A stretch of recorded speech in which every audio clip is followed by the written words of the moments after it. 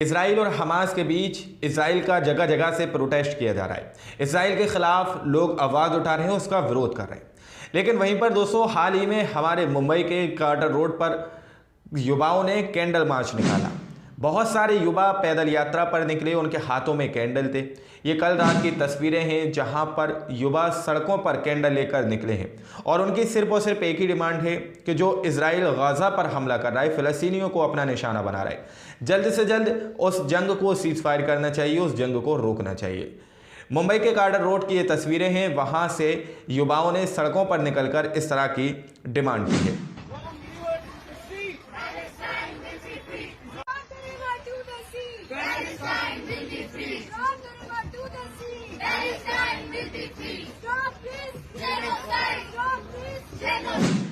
लेकिन दोस्तों वहीं पर इजराइल का नेतन्याहू और इजराइल की सेना एक नया मिशन बनाने की कोशिश कर रहे हैं, एक नई तरकीब अपनाने की कोशिश कर रही है। हाल ही में इजराइल के सोल्जर की तरफ से एक वीडियो जारी किया गया है। उस वीडियो के अंदर साफ तौर पर कहा जा रहा है कि हमास के लड़ाके हमें नजर नहीं आते, जबकि वो हमें देख रहे होते हैं, लेकिन हम उन्हें नहीं देख पाते हैं। वो कहाँ हैं, किधर हैं, हमें नहीं पता। तो इस चीज़ को लेकर इजराइल की सैनिक और इजराइल का नेतन्याहू ने नई योजना बनाई है। हमास के लड़ाकों की सुरंगों में पानी भरने का उन्होंने एक योजना बनाई है कि गाजा के अंदर जितनी भी सुरंगें हैं सब के अंदर पानी भर दिया जाएगा और फिर हमास के लड़ाके बाहर निकल आएंगे।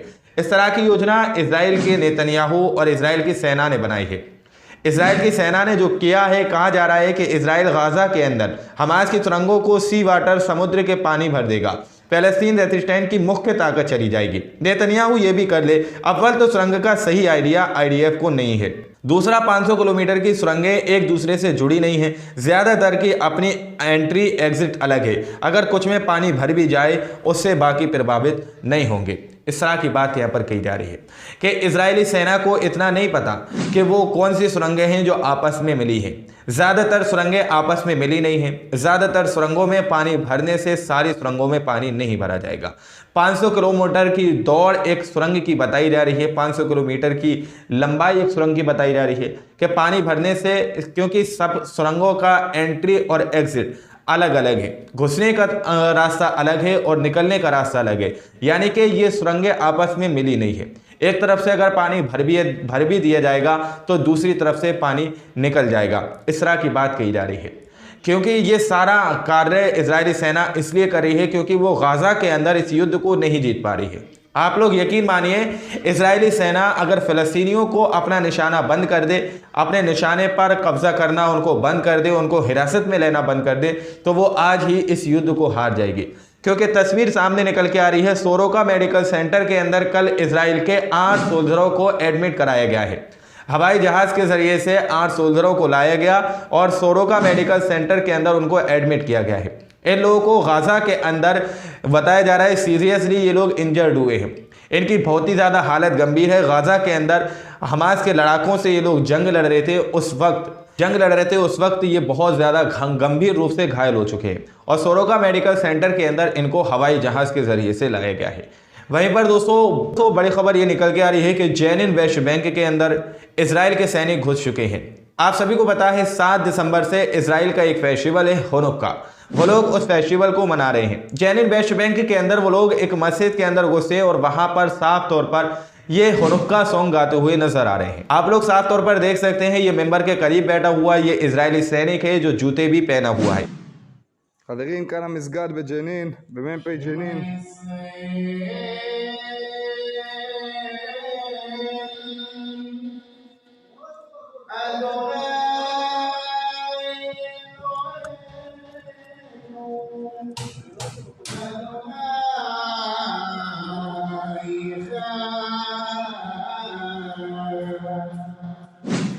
रिपोर्ट के अंदर साफ तौर पर बताया गया है ये मिंबर पर माइक उठाता है और वहां से हुनुक्का सॉन्ग ये गाने लगता है।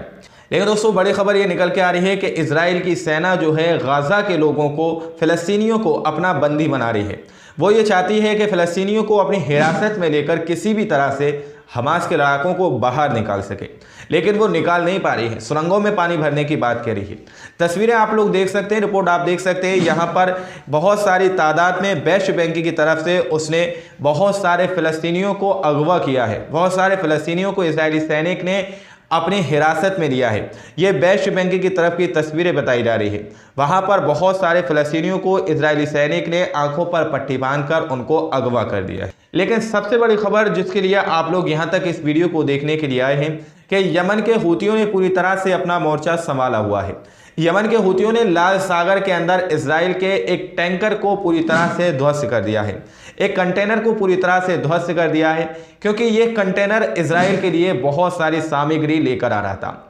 लाल सागर के अंदर यमन के हूतियों ने पूरी तरह से अपना मोर्चा संभाला हुआ है और वो किसी भी हद तक लाल सागर के अंदर से किसी भी ऐसी शिप को, ऐसे कंटेनर को या ऐसे जहाज को इजराइल की तरफ नहीं जाने दे रहे जो इजराइल की मदद करने के लिए सामान लेकर जा रहा है। वहां पर यमन के हूती पूरी तरह से एक्टिव हैं और लाल सागर ही एक ऐसी वाहिद जगह है जहां से दिन भर जो है जहाज गुजरते रहते हैं। ज़्यादातर जो भी सामान वहां से निकाला जाता है लाल सागर की तरफ से ही निकाला जाता है। वहीं पर दोस्तों जॉर्डन की तरफ से बड़ी खबर निकल के आ रही है कि जॉर्डन की तरफ से मानव सहायता जो भेजी गई थी वो आज गाजा के एक अस्पताल में जा चुकी है। यहीं पर तस्वीर के अंदर आप लोग देख सकते हैं जॉर्डन के युद्धक विमान द्वारा गाजा के एक अस्पताल में सहायता सामग्री और दवाएं पहुंचाई गई। जॉर्डन के किंग अब्दुल्ला की बेटी सलमी बिन अब्दुल्ला ने यह राहत सामग्री लेकर पहुंची है। इस तरह की बात यहां पर कही जा रही है कि जॉर्डन की तरफ से जो बड़ी मदद है वो गाजा के एक अस्पताल के अंदर पहुंच चुकी है।